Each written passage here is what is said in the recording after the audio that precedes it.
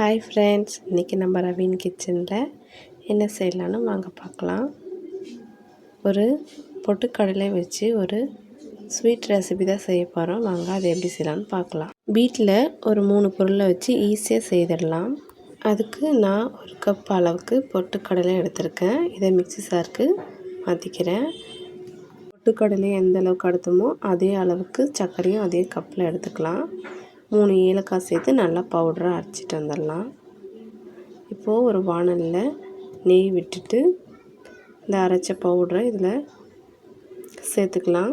அடுப்பை லோ ஃப்ளேமில் வச்சுட்டு நம்ம கொஞ்சம் கொஞ்சமாக நெய் சேர்த்து இதை மிக்ஸ் பண்ணி எடுத்துக்கலாம். பாருங்கள், இப்போது நல்லா நமக்கு மிக்ஸ் ஆகி வந்துடுச்சு. இப்போது இதை ஒரு பிளேட்டுக்கு மாற்றி ஆற விட்டுடலாம். நல்லா ஆற விட்டுட்டு இந்த மாதிரி கை பொறுக்கிற சூட்டில் இதை சின்ன சின்ன உருண்டைகளாக பிடிச்சி எடுத்துக்கலாம். அவ்வளோதான்.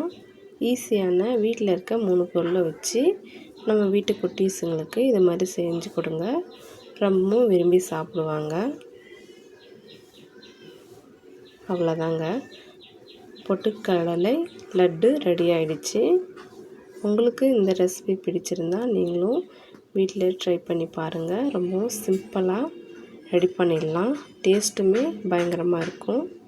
நீங்களும் ஒரு முறை ட்ரை பண்ணி பாருங்கள். உங்கள் வீட்டு குட்டீஸுங்களுக்கு ரொம்ப விரும்பி சாப்பிடுவாங்க. நம்ம சேனல் உங்களுக்கு பிடிச்சிருந்தால் லைக் பண்ணுங்கள், ஷேர் பண்ணுங்கள், சப்ஸ்கிரைப் பண்ணுங்கள். ஓகே, பாய். மறுபடியும் அடுத்த வீடியோவில் பார்க்கலாம்.